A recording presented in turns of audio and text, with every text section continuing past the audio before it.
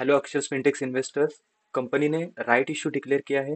Right issue क्या होता है और उसका टाइम टेबल क्या है, ये सब इन्फॉर्मेशन हम लोग इस वीडियो में देखने वाले हैं। तो वीडियो में एंड तक बने रहिए, मैं आपके सारे डाउट्स क्लियर करने वाला हूँ। फर्स्ट इज राइट इशू क्या होता है। कंपनी को अगर फंड्स की जरूरत होगी तो कंपनी बहुत सारी तरीके से पैसा इकट्ठा करने की कोशिश करती है, जैसे कि बैंक लोन हो सकता है। बट बैंक लोन में क्या होता है कि उनको रेगुलर उसका रिपेमेंट करना पड़ता है या फिर उस पर इंटरेस्ट देना पड़ता है। बट राइट इश्यू में क्या होता है कि जो एग्जिस्टिंग कस्टमर्स है उनको डिस्काउंटेड प्राइस में शेयर्स बेचे जाते हैं और उनको बोला जाता है कि थोड़ा और इन्वेस्ट करिए हमारे कंपनी में, हम लोग कुछ नया करने वाले हैं। तो नया करने वाले हैं मतलब अक्षर फिनटेक्स क्या करने वाला है, जो उनका पुराना लोन है वो चुकाने वाला है, वर्किंग कैपिटल है उसको इम्प्रूव करने वाला है, और जनरल कॉर्पोरेट पर्पज के लिए ये फंड्स यूज करने वाला है। तो ये राइट इशू कितने रुपीज का है? 48.75 करोड़ का है। और इशू प्राइस क्या है? 1 rupees per share, face value है 1 रुपीज पर शेयर। मतलब अराउंड 48 करोड़ 74 लाख 80,500 शेयर वो नए इंट्रोड्यूस करने वाले हैं। तो राइट इशू ही क्यों? क्योंकि बहुत सारे तरीके से पैसा इकट्ठा किया जाता है। तो राइट इशू में जो करंट इन्वेस्टर्स होते हैं उनमें ही उनके शेयर्स दिए जाते हैं, और जो होल्डिंग होती है, जो इक्विटी होती है, वो डाइल्यूट नहीं होती। इसकी वजह से जो करंट ओनर्स है वही ओनर्स रहेंगे, बट उनके तरफ से थोड़ा सा ज्यादा पैसा कंपनी में लगाया जाता है। उसके डिटेल से इशू ओपन होने वाला है 9 सितंबर से लेके 30 सितंबर तक। उसके रिगार्डिंग आगे डेट से हम लोग देखेंगे क्या क्या होता है उन डेट्स में। सिक्योरिटी नेम है अक्षर फिनटेक्स लिमिटेड, आपको पता ही है। इशू प्राइस है 1 रुपीज पर शेयर। अभी जो शेयर था वो अराउंड 2 रुपीज 42 रुपीज 30 पैसे पे था, और उसका जो प्राइस एडजस्टमेंट में आया था वो 1 रुपीज 60 पैसा पे आया था। और जो इशू प्राइस होगी वो 1 रुपीज होगी। लिस्टिंग एट बीएससी एनएससी दोनों जगह पे लिस्टिंग होगा। इंटाइटलमेंट जो है वो ऐसा होगा, जिसके पास 8 फुल्ली पेड शेयर्स है उसको 13 शेयर्स अलॉट किए जाएंगे। उसका ट्रैक हम लोग देख सकते हैं यहाँ पे। यहाँ पे एक कैलकुलेटर है। ऊपर जाने के बाद इसका लिंक मैं आपको डिस्क्रिप्शन में दे दूंगा, आप वहां पे जाके चेक कर सकते हो। कैलकुलेटर पे क्लिक करने के बाद आप यहाँ पे चले जाओगे। अगर आपके पास 500 शेयर्स है तो आप देख सकते हो कि आपको 812 शेयर्स मिलने वाले हैं। आपके पास अगर 1000 शेयर्स है तो आपको 1625 शेयर्स मिलने वाले हैं, और इस हिसाब से आप कैलकुलेट कर सकते हो। इसके लिंक मैंने डिस्क्रिप्शन में दे दिए। तो वापस आते हैं हमारे टॉपिक पे। So time table for right issue operations is as follows. Last date to buy shares था 22 अगस्त।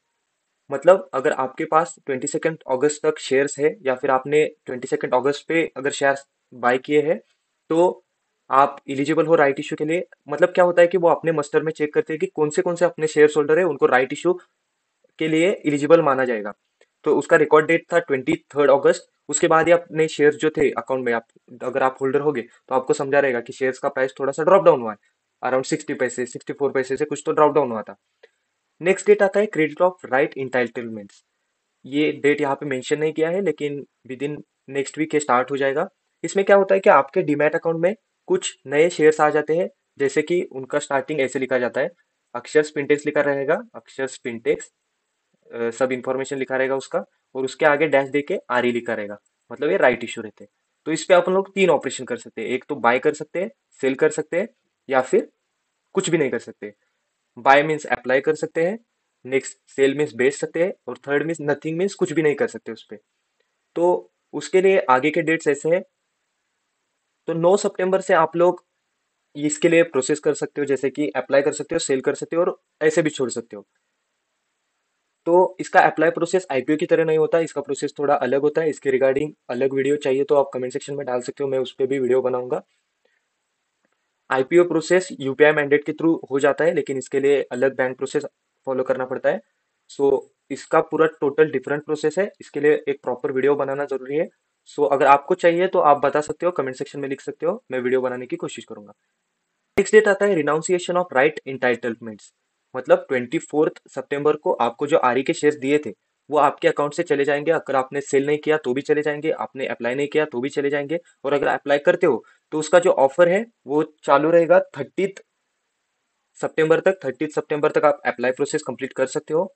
उसके बाद जो डिमैट डेट अलॉटमेंट है, मतलब आपको समझेगा कि आपको शेयर्स मिले हैं कि नहीं मिले हो, मिले हैं। ये आईपीओ की तरह ही प्रोसेस रहेगा, ये आपको समझेगा।